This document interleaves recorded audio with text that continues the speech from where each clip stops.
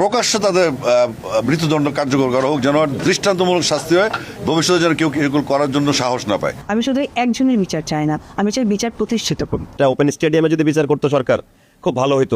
আজ দেশের মানুষ যা চায় তা হলো ধর্ষণের বিরুদ্ধে দ্রুত, দৃশ্যমান ও কঠোর বিচার, আপোষহীন বিচার।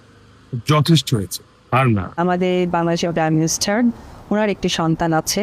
এটা আসলে আমরা সাধারণ জায়গা থেকে যতশোবারই বলি না কেন, এটা আসলে কতটুকু কার্যকরিতা হয় আমার জানা নেই। তবে আমি বাংলাদেশ সরকারের কাছে গতকালকে দেখেছি উনি গেছে। তা আমি এটুকুই বলবো যে একজন প্রাইম মিনিস্টার হিসেবে না, উনিও একটি মেয়ে সন্তানের বাবা। তো সেই সন্তানের বাবা হয়ে যেন এই বিচারটা উনি সঠিকভাবে করেন। একটির বিচার বাংলাদেশে প্রতিষ্ঠিত করা হোক। আমি সম্মুখে বিচার করেই যে আমি শেষ করতে চাই একজন মানুষকে, তাই না। ভবিষ্যতে বিচারটি দেখে যেন মানুষের গায়ে লোম শিউরে ওঠে এবং সেই ফাঁদে যেন কখনো পা না দেয়। আমি শুধু একজনের বিচার চাই না, আমি চাই বিচার প্রতিষ্ঠিত করুন। যে জিনিসটা ঘটতেছে এটা আসলে ঘুমাইতেও দিচ্ছে না, এটা কষ্ট দিচ্ছে। এবং আসলে আমি মনে করি আমাদের এই যে সৌদি আরবে বা কিছু দেশে যেভাবে আসলে রেপিস্টকে শাস্তি দেওয়া হয় সবার সামনে জুমা নামাজের পরে গুলি করে, তো সেরকম একটা উদ্যোগ নিতে পারলে আসলে এই জিনিসটা হইতো না। একটু বেশি বেড়ে যাচ্ছে, মানে এটা সিকনেসের লেভেলটা একটু বেশি হয়ে যাচ্ছে।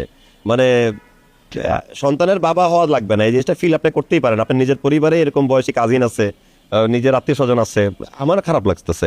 সো এটার বিচার হওয়া উচিত সবসময়। এবং এটা ওপেন স্টেডিয়ামে যদি বিচার করতো সরকার, খুব ভালো হইতো আর কি। তাহলে কমে যেত আর কি। মানুষ সত্যি এটা যদি হয় তাহলেই কমতো, এছাড়া কমবে না। রামিসার যে হিসাবটা, এটা আমাদের সাধারণ বাংলাদেশের মানুষকে আর কবে সচেতন হবে আমি জানি না।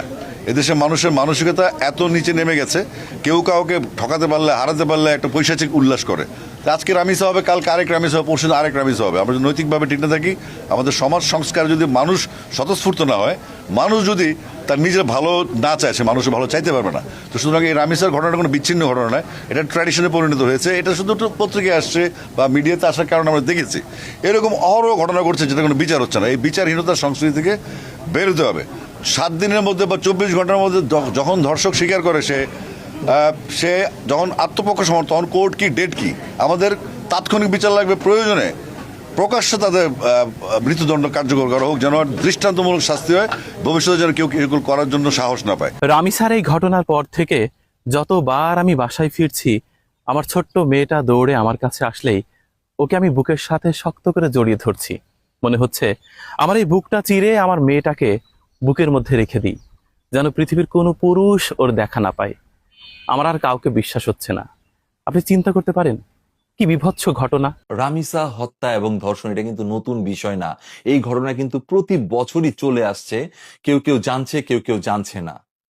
আপনি যদি 2024 সালের রিপোর্ট দেখেন, 175 জন 0 থেকে 6 বছর বয়সী শিশুর ধর্ষণের রিপোর্ট কিন্তু আপনি অনলাইনে পেয়ে যাবেন। আবার 2025 সালে সেটা কিন্তু বেড়ে 306 জনে উন্নীত হয়েছে। দ্যাট মিন 75% এই ধরনের ধর্ষণের অভিযোগ বৃদ্ধি পেয়েছে। এটা কিন্তু অফিসিয়াল, আনঅফিসিয়াল কিন্তু আরো অনেকেই এরকম ঘটনার শিকার হতে পারে। একজন হত্যাকারীকে ফাঁসি দিতে এই রাষ্ট্রের কোর্ট কাচারির, আদালতের, এই দেশের কর্তৃপক্ষের আর কতটুকু তথ্য প্রমাণ প্রয়োজন? শুধু হত্যাই না, হত্যা করার আগে তাকে ধর্ষণ করছে, ধর্ষণ এবং হত্যা, এরপরে ওনাদেরকে ধরা হইল। তাহলে আপনার ফাঁসি দিতে তাদেরকে কোথায় বাজে? রামিসার হত্যাকারীকে আপনি ওপেনে এসে ফাঁসি দেন, দেখবেন যে সব ঠান্ডা হয়ে গেছে। মানুষ আইনের প্রতি শ্রদ্ধাশীল থাকবে, এই দেশের বিচার ব্যবস্থার প্রতি সম্মান জানাবে। যে কোনো উন্নত দেশের মানুষেরা সাধারণত কোনো প্রকার অপরাধ করার সাহস পায় না, কারণ একটাই, তারা জানে অপরাধ করার সাথে সাথে তারা আইনের হাতে ধরা পড়ে যাবে এবং খুব দ্রুত সময়ে তাদের কঠিন বিচার হবে। অথচ আমাদের দেশের অপরাধীরা তারা জানে যে অপরাধ করার পরেও তারা বেঁচে যাবে কোনো না কোনো উপায়ে। এই জন্য ধর্ষণের মতো জঘন্যতম কাজ করতেও তারা বিন্দুমাত্র ভয় পায় না। আমাদের দেশের এই প্রেক্ষাপটে যদি কোনো প্রকার সংস্কার আমাদের দেশে প্রয়োজন হয়ে থাকে, তাহলে সবার আগে ওই ধরনের জঘন্যতম অপরাধীদেরকে শাস্তি দ্রুত সময়ের মধ্যে নিশ্চিত করতে হবে এবং এমন কঠিন শাস্তি তাদের দিতে হবে, মানুষ যেন মাতাল অবস্থাতেও, মাদকাসক্ত অবস্থাতেও ধর্ষণের কথা মাথায় না আনতে পারে।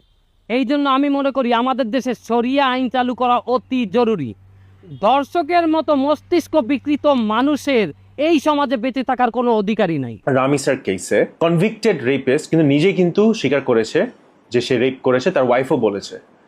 যখন স্বীকার করলো তখন কেন এই সিস্টেমের লুপের ভিতরে যেতে হবে, কেন বিউরোক্রেসির মধ্যে যে জিনিসটাকে আরো টাইমটা বাড়াতে হবে? আল্লাহর ওয়াস্তে বিচারটা করেন, পরে এমন সাজা দিবেন নেক্সট টাইম আরেকটা ক্রাইম কেউ করার আগে 3 বার ভাবে